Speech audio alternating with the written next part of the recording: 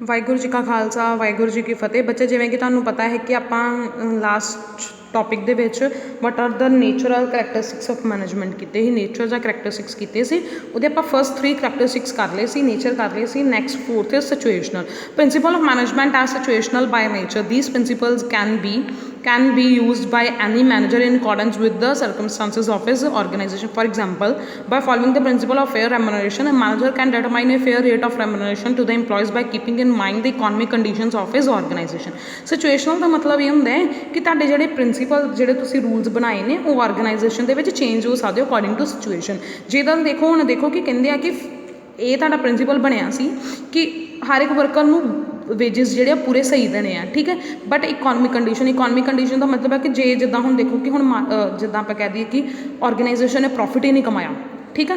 Economic conditions ਦੇ according ਜੇ profit ਨਹੀਂ ਕਮਾਇਆ ਜਾਂ ਮੰਦੀ ਚੱਲਣ ਦੀ ਆ ਤਾਂ ਉਹਦੇ ਵਿੱਚ ਤੁਹਾਡੇ ਵੇਜਿਸ ਕੀ ਹੋ ਸਕਦੇ ਆ, ਚੇਂਜ ਹੋ ਸਕਦੇ ਆ। ਸਿਚੁਏਸ਼ਨ ਦੇ ਅਕੋਰਡਿੰਗ ਤੁਹਾਡੀ ਰੈਮੂਨਰੇਸ਼ਨ ਕੀ ਹੋ ਸਕਦੀ, ਚੇਂਜ ਹੋ ਸਕਦੀ ਹੈ, ਠੀਕ ਹੈ। ਰੈਮੂਨਰੇਸ਼ਨ ਦਾ ਮੈਂ ਤੁਹਾਨੂੰ ਪਹਿਲਾਂ ਦੱਸਿਆ ਸੀ ਨਾ, ਵੇਜਿਸ ਜਾਂ ਸੈਲਰੀਜ਼ ਦੇਣੀਆਂ ਜਿਹੜੀਆਂ, ਠੀਕ ਹੈ ਦੇਣੀਆਂ।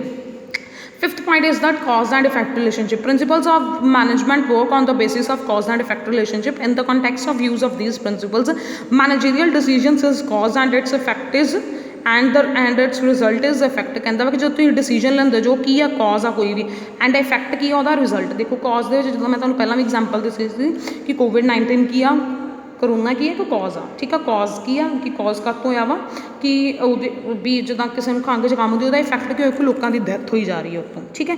ਦੈਟ ਮੀਨਸ ਕਿ ਜਾਂ ਲੋਕ ਬਿਮਾਰ ਹੋ ਰਹੇ ਨੇ, ਠੀਕ ਹੈ। ਸੋ ਕਹਿੰਦੇ ਕਿ ਮੈਨੇਜਮੈਂਟ ਦੇ ਪ੍ਰਿੰਸੀਪਲਸ ਵੀ ਤਾਂ ਕਰਕੇ ਬਣਾਏ ਗਏ ਆ ਕਿ ਪਹਿਲਾਂ ਕੋਈ ਚੀਜ਼ ਦੀ ਪ੍ਰੋਬਲਮ ਆਈ ਤਾਂ ਕਰਕੇ ਉਹਦੇ ਉੱਤੇ ਕੀ ਲਿਆ ਗਿਆ, ਕੋਈ ਐਕਸ਼ਨ ਲਿਆ ਗਿਆ, ਠੀਕ ਹੈ। 6th point is the relative, ਠੀਕ ਹੈ। Principles of management are relative, there is difference in their applicability in accordance with time, organisation and circumstances. For example, every organization follows the principle of order, but there is a difference in the functional order adopted by every organization. This difference arises on the basis of time, nature of organization and circumstances. Relative ਦਾ ਮਤਲਬ ਹੁੰਦਾ ਹੈ ਬੱਚੇ ਕਿ ਦੇਖੋ ਬੱਚੇ ਕਿ ਜਿਹੜੇ organisation ਦੇ ਪ੍ਰਿੰਸੀਪਲਸ ਬਣਾਏ ਨੇ ਇੱਕ ਦੂਜੇ ਨਾਲ ਮਿਲਦੇ ਜੁਲਦੇ ਨੇ, ਠੀਕ ਹੈ। ਬਟ ਇਹ ਆ ਕਿ ਹਰ ਇੱਕ ਆਰਗੇਨਾਈਜੇਸ਼ਨ ਦਾ ਉਹਨੂੰ ਵਰਤਣ ਦਾ ਤਰੀਕਾ ਡਿਫਰੈਂਟ ਆ, ਠੀਕ ਹੈ। ਜਿੱਦਾਂ ਹੁਣ ਦੇਖੋ ਕਿ ਕੋਈ ਆਰਗੇਨਾਈਜੇਸ਼ਨ ਕਹਿੰਦੀ ਆ ਕਿ mobile phones are not allowed in the office campus, ਠੀਕ ਹੈ। ਅਤੇ ਜਾਂ ਫਿਰ ਕਿ ਮੋਬਾਈਲਸ ਅਲਾਊਡ ਹੀ ਨਹੀਂ ਕਿਤੇ, ਕਈ ਕਹਿ ਦਿੰਦੇ ਅਲਾਊਡ ਆ। ਦੈਟ ਮੀਨਸ ਕਿ ਹਰ ਇੱਕ ਦਾ ਆਪੋ ਆਪਣਾ ਤਰੀਕਾ ਵਾ ਨਾ ਰੂਲਸ ਬਣਾਉਣ ਦਾ, ਠੀਕ ਹੈ। 7th is that developed through observation and experiment. ਇਹਦਾ ਤਾਂ ਤੁਹਾਨੂੰ ਪਹਿਲਾਂ ਪਤਾ ਕਿ ਕੋਈ ਵੀ ਆਪਾਂ ਪ੍ਰਿੰਸੀਪਲ ਬਣਾਇਆ ਵਾ ਜਾਂ ਆਰਗੇਨਾਈਜੇਸ਼ਨ ਨੇ ਕੋਈ ਵੀ ਰੂਲ ਬਣਾਇਆ ਵਾ ਤਾਂ ਪਹਿਲਾਂ ਉਹਨੇ ਓਬਜ਼ਰਵ ਕੀਤਾ ਕਿ ਲੋਕਾਂ ਨੂੰ ਆਹ ਪ੍ਰੋਬਲਮ ਆ ਰਹੀ ਹੈ, ਵਰਕਰਸ ਨੂੰ ਪ੍ਰੋਬਲਮ ਆ ਰਹੀ, ਫਿਰ ਉਹਦੇ ਉੱਤੇ ਕੀ ਕੀਤਾ, ਐਕਸਪੈਰੀਮੈਂਟ ਕੀਤਾ ਅਤੇ ਫਿਰ ਉਹ ਰੂਲ ਬਣਿਆ, ਠੀਕ ਹੈ। 8th is that behavioural nature, ਠੀਕ ਹੈ। ਬਿਹੇਵੀਅਰ ਨੇਚਰ ਦੇ ਵਿੱਚ ਹੁੰਦਾ ਵਾ ਕਿ principle management are behavior by nature. The main objective of these principles is to regulate and direct human behavior in any organization so that objectives of the organization may be achieved efficiently and effectively. For example, optimum use of resources in the organization can be ensured by regulating and directing human behavior through principles of management. Behavioral nature ਦਾ ਮਤਲਬ ਕਿ ਜਿਹੜਾ principals ਬਣਾਏ ਗਏ ਨੇ ਉਹ ਕੀ ਕਰਦੇ ਆ ਕਿ ਜਿਹੜੇ ਵਰਕਰਸ ਦੇ ਬਿਹੇਵੀਅਰ ਨੂੰ ਚੇਂਜ ਕਰਦੇ ਨੇ, ਠੀਕ ਆ। ਮੈਂ ਤੁਹਾਨੂੰ ਪਹਿਲਾਂ ਦੱਸਿਆ ਕਿ ਵਰਕਰ ਦਾ ਕੀ ਆ ਮੋਟਿਵ ਕੀ ਆ, ਵੱਧ ਤੋਂ ਵੱਧ ਕੀ ਲੈਣੀ, ਸੈਲਰੀ ਲੈਣੀ ਜਾਂ ਵੇਜਿਸ ਲੈਣੀ ਆ। ਅਤੇ ਉੱਧਰੋਂ ਮੈਨੇਜਮੈਂਟ ਦਾ ਵੱਧ ਤੋਂ ਵੱਧ ਮੋਟਿਵ ਕੀ ਹੈ ਕਿ ਵੱਧ ਤੋਂ ਵੱਧ ਕੀ ਪ੍ਰੋਫਿਟ ਕਮਾਉਣਾ। ਸੋ ਇਹਨਾਂ ਦੋਵਾਂ ਦੇ ਜਿਹੜੇ ਇੰਟਰਸਟ ਨੂੰ ਜੋੜ ਕੇ ਅਤੇ ਕੀ ਆਰਗੇਨਾਈਜੇਸ਼ਨ ਚਾਹੁੰਦੀ ਹੈ ਕਿ ਨਾ ਤਾਂ ਨੁਕਸਾਨ ਵਰਕਰਸ ਦਾ ਹੋਵੇ ਅਤੇ ਨਾ ਹੀ ਮੈਨੇਜਮੈਂਟ ਦਾ ਨੁਕਸਾਨ ਹੋਵੇ, ਅਤੇ ਵੱਧ ਤੋਂ ਵੱਧ ਕੀ ਬਣਾਇਆ ਜਾਵੇ, ਦੋਵਾਂ ਦੀ ਕੀ ਹੋ ਸਕੇ, ਦੋਵਾਂ ਨੂੰ ਪ੍ਰੋਫਿਟ ਹੋ ਸਕੇ। ਉਹਦੇ ਨਾਲ ਕੀ ਤਾਂ ਜੋ ਵਰਕਰਸ ਦਾ ਬਿਹੇਵੀਅਰ ਚੇਂਜ ਕੀਤਾ ਜਾ ਸਕੇ ਤਾਂ ਜੋ ਕੀ ਹੋ ਸਕੇ, ਆਰਗੇਨਾਈਜੇਸ਼ਨ ਨੂੰ ਕੀ ਹੋ ਸਕੇ, ਪ੍ਰੋਫਿਟ ਹੋ ਸਕੇ ਵੱਧ ਤੋਂ ਵੱਧ, ਠੀਕ ਹੈ। ਇਕੁਅਲ ਇੰਪੋਰਟੈਂਸ ਕੇਅਰਫੁਲ ਐਪਲੀਕੇਸ਼ਨ, ਠੀਕ ਹੈ। ਕਹਿੰਦੇ ਕਿ ਜਿਹੜੇ ਸਾਰੇ ਮੈਨੇਜਮੈਂਟ ਦੇ ਪ੍ਰਿੰਸੀਪਲਸ ਆ ਉਹ ਸਾਰਿਆਂ ਦੀ ਇਕੁਅਲ ਇੰਪੋਰਟੈਂਸ ਆ, ਠੀਕ ਹੈ। ਕਿ ਕੋਈ ਇਹ ਨਹੀਂ ਹੈ ਕਿ ਤੁਸੀਂ ਇੱਕ ਨੂੰ ਨਿਗਲੈਕਟ ਕਰ ਦੋਗੇ ਅਤੇ ਦੂਜੇ ਨੂੰ ਕੀ ਕਰ ਦੋਗੇ, ਹਾਈਲਾਈਟ ਕਰ ਦੋਗੇ। If their proper use is highly beneficial, their misuse can prove to be highly dangerous. ਕਹਿੰਦੇ ਕਿ ਕੋਈ ਵੀ ਪ੍ਰਿੰਸੀਪਲ ਆ ਜੇ ਉਹਦੀ ਆਪਾਂ ਯੂਜ਼ ਵਧੀਆ ਕਰਾਂਗੇ ਤਾਂ ਉਹ ਤੁਹਾਨੂੰ ਬਹੁਤ ਬੈਨੀਫਿਟ ਦਊਗਾ, ਬਟ ਜੇ ਉਹਦੀ ਤੁਸੀਂ ਕੀ ਕਹਿੰਦੇ ਕਿ ਮਿਸਯੂਜ਼ ਕਰੋਗੇ ਉਹਦਾ ਨਾਲ ਤੁਹਾਨੂੰ ਕੀ ਹੋਊਗਾ, ਉਹ ਡੇਂਜਰਸ ਹੋਊਗਾ। So while applying principles of management it must be clear to the manager what he should do and what he should not do. For example, a careful balance must be established between centralization and decentralization in any organization. ਕਹਿੰਦਾ ਕਿ ਦੇਖੋ ਹੁਣ ਇਹ ਦੋਵੇਂ principals ਆ ਜਿੱਦਾਂ centralisation and ਡੀਸੈਂਟਰਲਾਈਜੇਸ਼ਨ। ਕਹਿੰਦੇ ਕਿ ਤੁਹਾਨੂੰ ਇਹ ਪਤਾ ਹੋਣਾ ਚਾਹੀਦਾ ਕਿ ਤੁਸੀਂ ਕਦੋਂ ਡੀਸੈਂਟਰਲਾਈਜ਼ ਕਰਨਾ, ਡੀਸੈਂਟਰਲਾਈਜ਼ ਆਪਣਾ ਕੰਮ ਕਿਸੇ ਨੂੰ ਦੇਣਾ, ਠੀਕ ਹੈ, ਅਤੇ ਆਪਣੀ ਅਥੋਰਿਟੀ ਕਦੋਂ ਕਿਸੇ ਨੂੰ ਦੇਣੀ, ਅਤੇ ਕਦੋਂ ਇਹ ਵੀ ਤੁਹਾਨੂੰ ਪਤਾ ਹੋਣਾ ਚਾਹੀਦਾ ਕਿ ਤੁਸੀਂ ਕਦੋਂ ਸਾਰਾ ਕੰਮ ਆਪੇ ਕਰਨਾ। ਕਹਿੰਦਾ ਕਿ ਜੇ ਤੁਸੀਂ ਸਾਰਾ ਕੰਮ ਹੀ ਕਿਸੇ ਨੂੰ ਦੇ ਦੋਗੇ ਕਰਨ ਲਈ ਤਾਂ ਉਹਦਾ ਉਹ ਕੀ ਕਰੂਗਾ, ਵਰਕਰਸ ਕੀ ਕਰਨਗੇ, ਉਹਦਾ ਮਿਸਯੂਜ਼ ਕਰਨਗੇ, ਠੀਕ ਹੈ।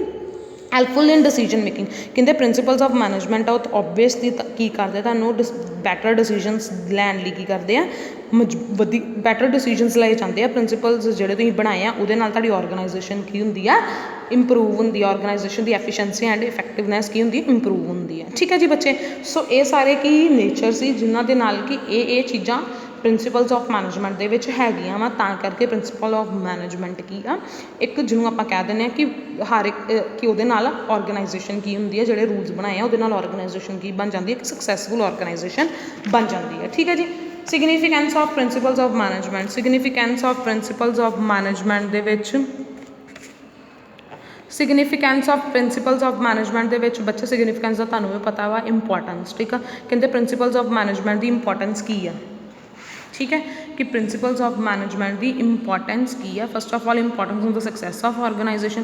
ਕਹਿੰਦੇ ਕਿ ਜਿਹੜੇ ਤੁਸੀਂ ਰੂਲਸ ਬਣਾਏ ਹੋ ਓਬਵੀਅਸਲੀ ਤੁਹਾਡੀ ਔਰਗਨਾਈਜੇਸ਼ਨ ਦੀ ਕੀ ਹੁੰਦੀ ਆ, ਉਹਦੇ ਨਾਲ ਔਰਗਨਾਈਜੇਸ਼ਨ ਸਕਸੈਸਫੁਲ ਹੁੰਦੀ ਹੈ ਅਤੇ ਔਰਗਨਾਈਜੇਸ਼ਨ ਵੱਧ ਤੋਂ ਵੱਧ ਪ੍ਰੋਫਿਟ ਕਮਾਉਂਦੀ ਹੈ।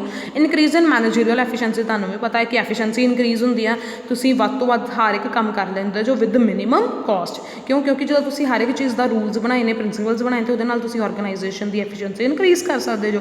ਆਪਟੀਮਮ ਯੂਟੀਲਾਈਜੇਸ਼ਨ ਆਫ ਰਿਸੋਰਸਿਸ, ਹਰ ਇੱਕ ਚੀਜ਼ ਰਿਸੋਰਸਿਸ ਦੇ ਕੀ ਜਿਹੜੇ ਤੁਸੀਂ ਰਿਸੋਰਸਿਸ ਆ ਉਹ ਤੁਹਾਡੇ ਵੇਸਟੇਜ ਨਹੀਂ ਹੁੰਦੇ, ਤੁਸੀਂ ਉਹਨਾਂ ਦੀ ਬੈਟਰ ਯੂਟੀਲਾਈਜੇਸ਼ਨ ਕਰ ਲੈਂਦੇ ਜਿਹਦੇ ਨਾਲ ਤੁਹਾਨੂੰ ਮੈਕਸਿਮਮ ਪ੍ਰੋਫਿਟ ਹੁੰਦਾ ਅਤੇ ਲੋਸਿਸ ਤੁਹਾਡੇ ਕੀ ਹੋ ਜਾਂਦੇ, ਘੱਟ ਜਾਂਦੇ ਆ, ਠੀਕ ਹੈ ਜੀ। Next one is the theoretical base of science of management. ਇਹਦੇ ਵਿੱਚ ਵੇਖੋ principles of management are the base of science, ठीक है, science of management. It is due to these principles that the subject of management is a science.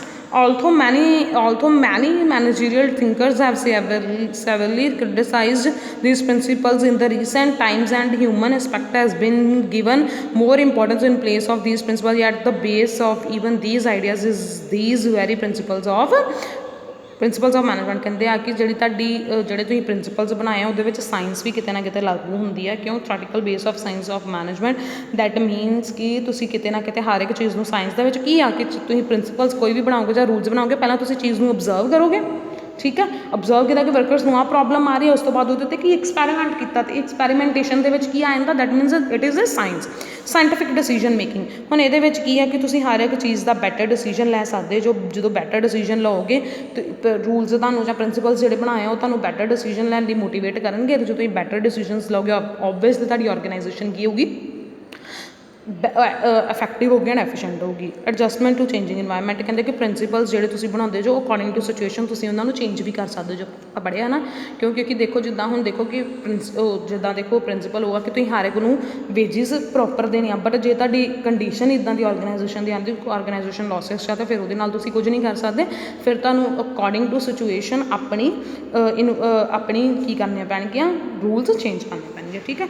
Helpful to train managers, ਕਹਿੰਦੇ ਆ it is essential for the managers to have knowledge about the principles of management and also to have training about their proper use. That is why several colleges, universities and others such as educational institutions impart formal education and training about management to the future managers on the basis of principles of management। ਕਹਿੰਦੇ ਆ ਕਿ ਜਿਨ੍ਹਾਂ ਨੇ as a ਦੇਖੋ ਤੁਹਾਡੇ ਵੀ ਵਿੱਚ ਹੁਣ management ਤੁਹਾਨੂੰ ਪੜ੍ਹਾ ਰਹੇ ਆ, ਤਾਂ ਦੈਟ ਮੀਨਸ ਕਿਉਂ ਪੜ੍ਹਾ ਰਹੇ ਆ, ਤੁਹਾਨੂੰ ਪੜ੍ਹਾਇਆ ਜਾ ਰਿਹਾ ਇਸ ਕਰਕੇ ਪੜ੍ਹਾਇਆ ਜਾ ਰਿਹਾ ਕਿ ਤੁਹਾਨੂੰ ਇਹ ਪਤਾ ਚੱਲ ਸਕੇ ਕਿ ਬੈਟਰ ਮੈਨੇਜਰਸ ਕਿੱਦਾਂ ਬਣ ਸਕਦੇ। ਤੁਸੀਂ ਜਿਹੜੇ ਆ ਰੂਲਸ ਪੜ੍ਹੋਗੇ ਤੁਹਾਨੂੰ ਪਤਾ ਚੱਲੂਗਾ ਕਿ ਕਿਹੜੇ ਰੂਲਸ ਆ। ਹੁਣ ਆਪਾਂ ਇਹ ਤੋਂ ਨੈਕਸਟ ਟੋਪਿਕ ਇਹੀ ਕਰਨਾ ਵਾ ਕਿ ਕਿਹੜੇ ਪ੍ਰਿੰਸੀਪਲਸ ਆਫ ਮੈਨੇਜਮੈਂਟ ਆ, ਅਤੇ ਇਹਦੇ ਨਾਲ ਕਹਿੰਦੇ ਆ ਕਿ ਜਿਹੜੇ ਆਪਾਂ ਪ੍ਰਿੰਸੀਪਲਸ ਆਫ ਮੈਨੇਜਮੈਂਟ ਆ ਉਹ ਇੱਕ ਬੈਟਰ ਮੈਨੇਜਰਸ ਬਣਾਉਂਦੇ ਆ ਇੱਕ ਮੈਨੇਜਰ ਨੂੰ, ਠੀਕ ਹੈ। ਹੈਲਪਫੁਲ ਇਨ ਫੁਲਫਿਲਿੰਗ ਸੋਸ਼ਲ ਰਿਸਪੋਂਸੀਬਿਲਿਟੀ, ਹੁਣ ਦੇਖੋ ਬੱਚੇ ਕੀ ਕਹਿੰਦੇ ਕਿ ਪ੍ਰਿੰਸੀਪਲਸ ਆਫ ਮੈਨੇਜਮੈਂਟ ਇਹ ਵੀ ਗਾਈਡ ਕਰਦੇ ਮੈਨੇਜਰ ਨੂੰ ਕਿ ਉਹ ਕੀ ਉਹ ਇੱਕ ਔਰਗਨਾਈਜੇਸ਼ਨ ਆ ਜਿਹੜੀ ਉਹ ਸੋਸ਼ਲ ਰਿਸਪੋਂਸੀਬਿਲਿਟੀ ਫੁਲਫਿਲ ਕਰੇ। ਸੋਸ਼ਲ ਰਿਸਪੋਂਸੀਬਿਲਿਟੀ ਕਿੱਦਾਂ ਫੁਲਫਿਲ ਕਰੂਗੀ ਕਿ ਬੈਟਰ ਕੁਆਲਿਟੀ ਦੇ ਪ੍ਰੋਡਕਟਸ ਕਿਹਨੂੰ ਦਊਗੀ, ਕਸਟਮਰਸ ਨੂੰ ਦਊਗੀ। ਦੇਖੋ ਹੁਣ ਇਹ ਵੀ ਤੁਹਾਡੀ ਇੱਕ ਰਿਸਪੋਂਸੀਬਿਲਿਟੀ ਬਣਦੀ ਹੈ ਕਿ ਤੁਸੀਂ ਵੱਧ ਤੋਂ ਵੱਧ ਕੀ ਕਰੋ, ਲੋਕਾਂ ਨੂੰ ਵਧੀਆ ਪ੍ਰੋਡਕਟ ਦਿਓ ਅਤੇ ਬਟ ਦਿਓ ਕਾਹਦੇ ਨਾਲ, ਘੱਟ ਕੋਸਟ ਦੇ ਨਾਲ, ਤਾਂ ਜੋ ਹਰ ਕੋਈ ਤੁਹਾਡਾ ਪ੍ਰੋਡਕਟ ਬਾਏ ਕਰ ਸਕੇ, ਠੀਕ ਹੈ। ਅਤੇ ਇੰਪਲੋਇਜ਼ ਨੂੰ ਡਿਵੀਡੈਂਡ ਦਿਓ, ਜਦੋਂ share out get dividend, employee get fair remuneration, employees ਨੂੰ ਵੀ ਜਿਹੜੀ ਉਹਨਾਂ ਦੀ ਸੈਲਰੀ ਜਾਂ ਵੇਜਿਸ ਆ ਉਹ ਤੁਸੀਂ ਟਾਈਮ ਸਿਰ ਦਿਓ, ਤਾਂ ਜੋ ਤੁਸੀਂ ਆਪਣੀ ਸੋਸ਼ਲ ਰਿਸਪੋਂਸੀਬਿਲਿਟੀ ਟੂਵਰਡਸ ਦ ਸੋਸਾਇਟੀ ਉਹ ਵੀ ਪੂਰੀ ਕਰ ਸਕੋ, ਠੀਕ ਹੈ। ਸੋਸ਼ਲ ਰਿਸਪੋਂਸੀਬਿਲਿਟੀ ਦਾ ਮਤਲਬ ਕਿ ਸਾਡੀ ਆਪਣੀ ਇੱਕ, ਤੁਹਾਡੀ ਆਪਣੀ ਵੀ ਇੱਕ ਉਹ ਹੋਣੀ ਚਾਹੀਦੀ ਹੈ ਨਾ ਕਿ ਤੁਸੀਂ ਲੋਕਾਂ ਲਈ ਕੁਝ ਕਰਨਾ, ਠੀਕ ਹੈ। 9th ਪੁਆਇੰਟ ਇਜ਼ ਦੈਟ ਕਿ helpful in research about the subject, ਕਹਿੰਦੇ ਆ ਕਿ ਪ੍ਰਿੰਸੀਪਲਸ ਆਫ ਮੈਨੇਜਮੈਂਟ ਆ ਜਿਹੜੇ ਉਹ ਤੁਹਾਨੂੰ ਕੀ ਕਰਦੇ ਆ, ਜਿਹੜੇ ਰੂਲਸ ਬਣਾਏ ਨੇ ਉਹ ਸਕਾਲਰਸ ਨੂੰ ਮੋਟੀਵੇਟ ਕਰਦੇ ਆ ਕਿ ਉਹ ਰਿਸਰਚ ਕਰ ਸਕਣ। ਰਿਸਰਚ ਦੇ ਨਾਲ ਕਿਉਂ, ਕਿਉਂਕਿ ਤੁਸੀਂ ਹਰ ਇੱਕ ਚੀਜ਼ ਦੀ ਰਿਸਰਚ ਆ, ਦੇਖੋ ਮੈਂ ਤੁਹਾਨੂੰ ਪਹਿਲਾਂ ਵੀ ਦੱਸਿਆ ਸੀ ਕੋਵਿਡ-19 ਦਾ ਪਹਿਲਾਂ ਕੀ ਆ ਰਿਸਰਚ ਹੋ ਰਹੀ ਉਹਦਾ ਇੰਜੈਕਸ਼ਨ ਬਣਨ 'ਚ, ਦੈਟ ਮੀਨਸ ਕਿ ਉਹ ਜਿਹੜੇ ਤੁਸੀਂ ਇੱਕ ਰੂਲਸ ਬਣਾਤੇ ਨੇ ਉਹ ਤੁਹਾਨੂੰ ਰਿਸਰਚ ਕਰਨ ਲਈ ਵੀ ਬੈਨੀਫਿਸ਼ੀਅਲ ਨੇ। Basis of effective and efficient management, ਕਹਿੰਦੇ ਓਬਵੀਅਸਲੀ ਜਿਹੜੇ ਤੁਸੀਂ ਪ੍ਰਿੰਸੀਪਲਸ ਬਣਾਏ ਨੇ ਉਹਦੇ ਨਾਲ ਤੁਹਾਡੀ ਆਰਗੇਨਾਈਜੇਸ਼ਨ ਕੀ ਹੁੰਦੀ ਆ, ਇਫੈਕਟਿਵ ਐਂਡ ਐਫੀਸ਼ੀਐਂਟ, ਤੁਸੀਂ ਆਪਣੇ ਗੋਲਸ ਅਚੀਵ ਕਰ ਸਕਦੇ ਜੋ ਵਿਦ ਇਫੈਕਟਿਵਲੀ ਐਂਡ ਐਫੀਸ਼ੈਂਟਲੀ ਤੁਸੀਂ ਆਪਣੇ ਗੋਲਸ ਅਚੀਵ ਕਰੋਗੇ, ਓਬਜੈਕਟਿਵਸ ਆਪਣੇ ਅਚੀਵ ਕਰ ਸਕਦੇ ਜੋ, ਠੀਕ ਹੈ ਜੀ ਬੱਚੇ। That's all for today, thank you students.